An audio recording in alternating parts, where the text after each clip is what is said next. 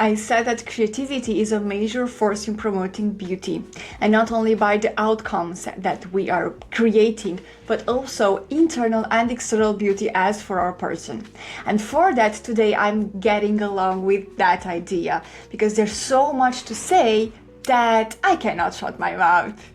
So let's dive in. The first thing that is about creativity is that creativity is such a force that it's linked to the primordial forces that we are. Yes, you heard that right. Why is that? Because creativity is something that was not only inherited, but it's also run deep in our whatever DNA, veins, bones, whatever you want to call them. Why is that? Well, I don't have a certain disease on my response, but definitely there's something linked over there. There are multiple myths and cultures that are assimilating, that are linking our power of creation and our way of being to the image of God. And that can be true or no. But what I came to understand is that, oh my God, we are so damn beautiful, powerful, creative beings.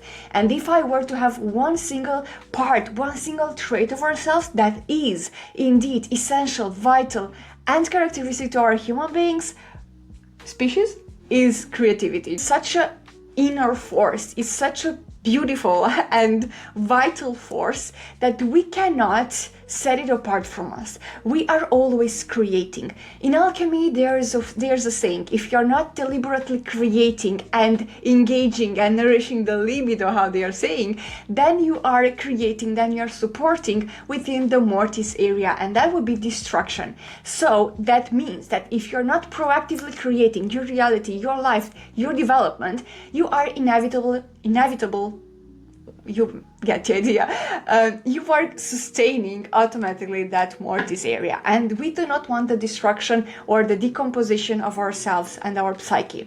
Therefore, what we need to take first of all is that creativity is something that is not just inherited, but it's our essence. And when you understand that we cannot create something that is not us, therefore you can see that all creations are a part of you. And I don't know what can be a better argument that we can procreate and make kids. If that's possible, everything is possible, because that's the most miracle, I don't know, life form, life creation that can be. And until then, and until that, I don't know, at bold point, we can create multiples. We contain multiples, as I said. Therefore, we can create multiples, and we can create in multiple ways. Therefore, if I let you draw a kid or, I don't know, a dog, your creation will be so different than mine. And why is different? We both had the same prompt to draw a dog, and the outcome would be so different, and that your dog would reflect your drawing skills first of all, and would reflect something of you, like a little part of you that get born in the process of drawing. It would be the same for me and the same for other people as well. I don't want you to think that creation is something special. It's special by itself, like you are unique. And you don't see anything special for yourself, is it? Because that would be narcissism. So therefore, if we see our creations with different eyes and with educated eyes, we can create much more, even better, and for further use and benefit to other people. We were taught that creativity is an act of, we are doing art, and art is so unfruitful, not functioning, so not supporting what is truly important in life, and that would be, I don't know, live or die, But even when we were to die, creativity would be still a valid force to get outside, to get ourselves outside of the danger zone. Is it? If you'll be in the middle of a fountain, in the middle of the earth, would be creativity to, I don't know, use our resources. If that would be to get outside, if that would be possible. If not, would be imaginative areas, whatever. The thing is that even in the most dangerous places and the most dangerous areas of our lives and moments, creativity is still a force. You can see that in movies, or maybe you experience in your real life. You had a situation, danger coming, and something pops in your mind, something. And that can be detrimental or can be, I don't know, beneficial. Most of the time it's beneficial. Most of the time, if you breathe enough your creative forces and your better judgment, you will have the right input at the right time, even in dangerous circumstances. I will give you an example that is so easy. When I create a setup, I need to modify some things. And I don't know how my dehumidifier, if is that correct, just I don't know, something happened with that, and it was water all around, and was like a lot of water, and I had all the, I don't know, plugs and sockets and electricity on the floor.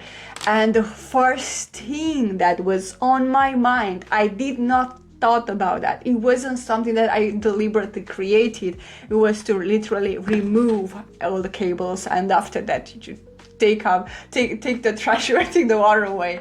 But that is a simple example.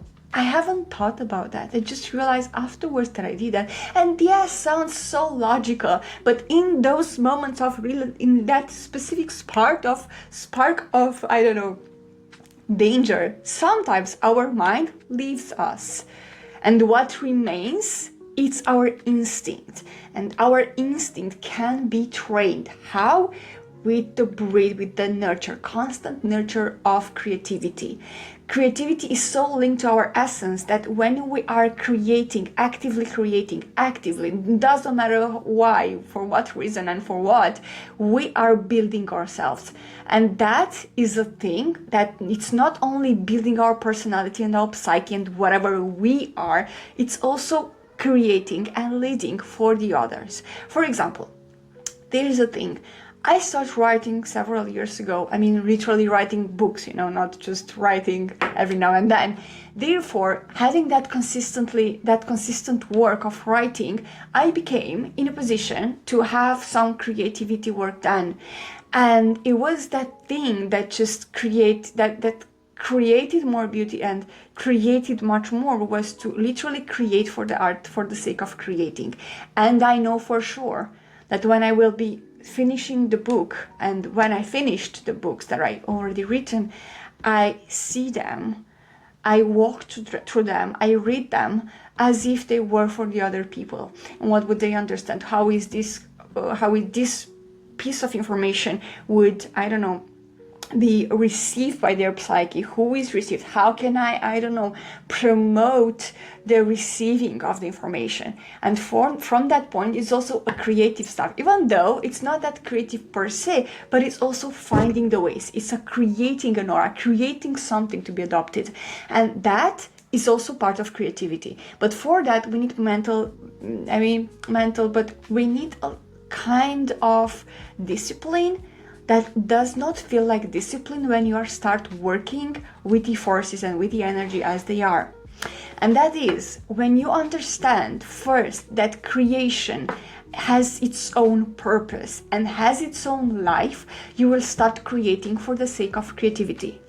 After that, even with that piece of creativity, you will understand that maybe work to be done into adopting, for other people to adopt, other people to see the value, other people to, I don't know, literally adopt and receive the piece of creativity that you've worked on.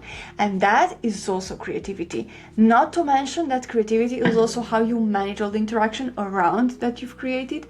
And it's basically like a kid, when you're creating, for example, a book, that book has its own destiny. And you can send that book to school, you can send that book, into certain environments, you can send it, but the destiny per se, it's not in your hands, like it's not in the hands the destiny of your child. So therefore, when you understand these different pieces of information, you understand that it's so natural that it does not require any effort to maintain this kind of discipline. And also, it's so part of you that you cannot dissect yourself out from it.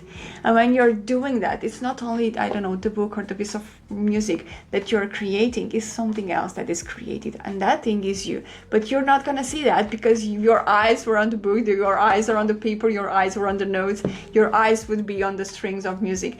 Therefore, you won't see that the first beneficiary, the first result, the first consequence that it's gonna be there outside in the world is you and the parts of you. And sometimes this consequence that you're becoming, it's, how do I say it? I'm saying it like this. There were times in my life when I was suicidal, and I'm not exaggerating by that. I literally had no reason to be alive anymore. Literally, definitely. And I know you may say that, yeah, a piece of cake would also do the job for me, but neither that, you know.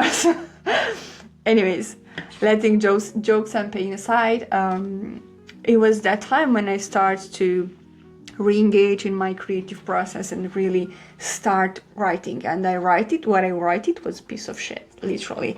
I didn't even, kept that.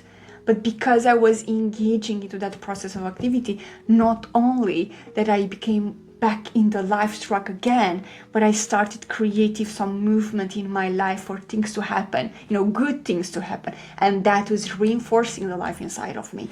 And because of that life was reinforced, vitality flowed through me again. And because of that life and vitality, my essence can shine brighter. And because of that, people were around. And because of that, I could find the joy and motivation in life. And as lateral consequences that didn't even matter anymore, I had a book written. Ever thought about that being written? And I was looking even better because I was doing better, I was feeling better and life was inside of me. And because of that, what I am showing you right now, it's not the way to create and create something, or it's not about being beautiful in a certain way, but literally be yourself and build yourself so that creativity, tools, utility that you're creating and beauty that you are and beauty that you will show would be something that is so collateral that it doesn't even matter anymore. Yes, they are important. Yes, they are a piece of you, but at the same time, it's not something that will define you. What is defining you is the you that did the creative part. And that it's not only life, it's also, you guessed it, beauty. So until next time, have graceful days. Bye bye. Do we want to do shorts? That's my question. Do you want some shorts?